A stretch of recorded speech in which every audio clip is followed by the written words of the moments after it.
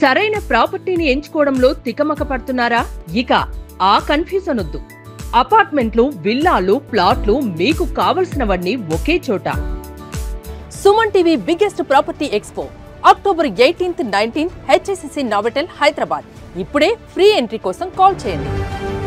పాకిస్తాన్ రావణ కాష్టంలో రాజుకుంటుంది. దీనికి కారణం ఏంటి? ఓవైపు పాకిస్తాన్ ఆర్మీ, మరోవైపు పాకిస్తాన్ పోలీసు బలగాలపైన సొంత పౌరులే తిరుగుబాటు చేయాల్సినటువంటి పరిస్థితి ఎందుకు వచ్చింది? దీన్ని ఒకసారి విశ్లేషించేటువంటి ప్రయత్నం చేద్దాం. భారతదేశం నుంచి విడిపడిన తర్వాత పాకిస్తాన్ 5 జాతుల సమాహారంగా ఉండేది. ఈ 5 జాతుల్లో ప్రధానమైనటువంటి జనాభా పరంగా పెద్ద సంఖ్యలో ఉన్నటువంటి బెంగాలీలు విడిపోయిన తర్వాత తూర్పు పాకిస్తాన్ బంగ్లాదేశ్గా మారిపోయింది. కానీ పశ్చిమ పాకిస్తాన్లో మాత్రం 4 జాతులకు సంబంధించినటువంటి, అంటే ఎథ్నిక్ గ్రూప్స్కి సంబంధించినటువంటి ప్రజలు వాళ్ళ మధ్య ఇప్పటికీ సఖ్యత కుదరనటువంటి పరిస్థితుల్లోనే ఎప్పటికప్పుడు సామాజిక అలజడి అనేది పాకిస్తాన్ని కుదిపేస్తుంది. ఇప్పుడు ఉన్నటువంటి ఆర్థిక అచేతనత్వం పాకిస్తాన్ని మరింతగా దెబ్బతీస్తుంది. ఆ విషయాన్ని విశ్లేషించేటువంటి క్రమంలో మనం ఒకసారి వాటి జాతుల సమస్య ఏంటి అనేది కూడా మనం చూడాల్సినటువంటి అవసరం ఉంది. పాకిస్తాన్లో మేజర్ ఎథ్నిక్ గ్రూప్స్, ఇది పాకిస్తాన్ మ్యాప్ కాదు, ఓవరాల్గా చెప్పాలంటే ఇది పశ్చిమ ఆసియా కింద కూడా రాదు, సౌత్ ఆసియా అంటే దక్షిణ ఆసియాలో ఒక భాగం కింద మనం చూడాల్సి ఉంటుంది. ఇందులో కొంత భాగం ఇక్కడ, ఇది మొత్తం భారత్, ఈ లైన్ అంతా కూడా ఇది కూడా భారతే. ఈ పార్ట్ కూడా మనం భారత్గానే చూడాలి. ఇది కాశ్మీర్, ఆక్రమిత కాశ్మీర్కి సంబంధించినటువంటి మ్యాప్. ఇందులో కొంత భాగం పాకిస్తాన్ కంట్రోల్లో ఉంది. ఇక ఇది పాకిస్తాన్ మ్యాప్ అయితే ఇటు సైడ్ ఇరాన్ ఉంది, ఇటు సైడ్ ఆఫ్ఘనిస్తాన్ ఉంది. ఇదంతా ఇక్కడ పాకిస్తాన్ మ్యాప్ మనం ఇక్కడ వరకే చూడాల్సి ఉంటుంది. కానీ 4 ఎథ్నిసిటీస్ని వివరించేటువంటి క్రమంలో ఇది ఎథ్నిక్ గ్రూప్స్ మ్యాప్గా మనం చూడాలి. కాబట్టి ఇందులో ఈ బ్లాక్ కలర్లో కనిపిస్తుంది పంజాబీలు, పంజాబీ ముస్లిమ్స్, అంటే పంజాబీ తెగకు చెందినటువంటి ముస్లిమ్స్. ఇందులో పంజాబ్ స్టేట్ హిందూ, సిక్ గ్రూపులుగా ఉన్నటువంటి భాగం మాత్రం భారతదేశంలో ఉంది. కాబట్టి ఈ భాగంతో మనకు సంబంధం లేదు. కానీ పాకిస్తాన్లో ఈ భూభాగం మాత్రమే పాకిస్తానీ పంజాబీ భూభాగం. ఈ భూభాగంలో ఉన్నటువంటి వాళ్ళందరూ కూడా మిగతా జాతుల్ని డామినేట్ చేస్తున్నారనేటువంటి అభిప్రాయం నుంచే రాను రాను అంతర్గత సంక్షోభం మొదలవుతూ వస్తుంది. సో ఇక ఈ పింక్ కలర్లో కనిపిస్తున్నదంతా కూడా బలూచిస్తాన్ స్టేట్.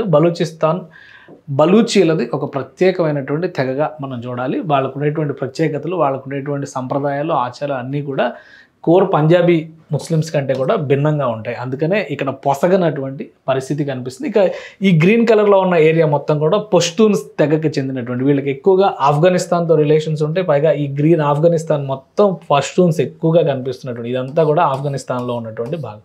ఈ కొంత భాగం మాత్రమే మనం చరిత్రలో చదువుకున్నాం, వాయవ్య సరిహద్దు రాష్ట్రాలు అని చెప్పని భారతదేశ చరిత్రలో చదువుకునేటువంటి ప్రాంతం అనమాట అది. ఇక్కడంతా పష్తూన్లు ఎక్కువగా ఉంటారు. ఇక ఈ పసుపు రంగులో ఉన్నటువంటి ప్రాంతం అంతా కూడా సింధీలు, అంటే వీళ్ళు ఎక్కువగా హిందువుల నుంచి, హిందూ మతం నుంచి కన్వర్ట్ అయిన వాళ్ళు, వ్యాపారవేత్తలు ఎక్కువగా ఉండేవాళ్ళు. ఈ సింధీల్లో చాలామంది వలస వెళ్ళిపోయారు. కానీ ఇస్లాంలో కన్వర్ట్ అయినటువంటి ముస్లిం సింధీలు మాత్రమే పాకిస్తాన్లో ఉన్నారు. ఇప్పుడు ఇక్కడ ఉన్నటువంటి ఈ 4 జాతులకి సంబంధించినటువంటి చరిత్రను చూస్తే కనుక కేవలం ఈ సెంట్రల్ పంజాబ్, అంటే పాకిస్తాన్లో ఉన్నటువంటి ఈ పంజాబ్ ప్రాంతంలో ఉన్న వాళ్ళదే మొదటి నుంచి డామినేషన్. పాకిస్తాన్ ప్రధానమంత్రులు కానీ, పాకిస్తాన్ సైన్యాధిపతులు కానీ వీళ్ళందరూ కూడా పంజాబ్ నుంచి వచ్చిన వాళ్ళే ఎక్కువ శాతం ఇప్పటివరకు ఉన్నారు. మిగతా రాష్ట్రాల వరకు ఎవరికి కూడా అవకాశం రాలేదు. అసలు బెంగాల్, అంటే తూర్పు పాకిస్తాన్ విడిపోయి బంగ్లాదేశ్ ఆవిర్భవించడానికి కారణమే అక్కడ ఉన్నటువంటి వారికి నాయకత్వాన్ని అప్పగించడానికి ఏమాత్రం ఇష్టం లేకపోవడం వల్ల పాకిస్తానీ పంజాబీలు చేసినటువంటి ఆధిపత్య ద్వారానే తూర్పు పాకిస్తాన్ విడిపోయి బంగ్లాదేశ్గా ఆవిర్భవించడానికి కారణమైంది. ఇప్పుడు ఉన్నటువంటి పరిస్థితుల్లో ఈ 4 తెగల మధ్య, ముఖ్యంగా బలూచీలు సపరేట్ స్టేట్ అంటున్నారు, సింధు దేశ్ అని వీళ్ళు అంటున్నారు, పష్తూన్లు కూడా ఇప్పుడు ఖైబర్ పఖ్తూన్వా అనేటువంటి స్టేట్ విడిపోయి ఆఫ్ఘనిస్తాన్లో కలవాలని లేదా ఇండిపెండెంట్గా ఉండాలనేటువంటి చర్చ. వీళ్ళు ఎవరికి సంబంధం లేనటువంటి వాళ్ళు ఇక్కడ ఆక్రమిత కాశ్మీర్ అనేటువంటి పేరుతో కాశ్మీర్ని స్వాధీనం చేసుకునేటువంటి ప్రయత్నం పాకిస్తాన్ అప్పట్లోనే చేసింది. కాబట్టి ఆ భూభాగం ఉంది. సో వీళ్ళందరి మధ్య ఇప్పుడు ఒక చిచ్చు రాజుకుని ఉంది. ముస్లిం చట్టాలలో షరియా చట్టం చాలా ముఖ్యమైనటువంటి చట్టంగా చాలామంది అత్యంత విశ్వాసాన్ని చూపించేటువంటి, మత పట్ల విశ్వాసం చూపించేటువంటి వారందరూ కూడా పాటించాలని భావించేది.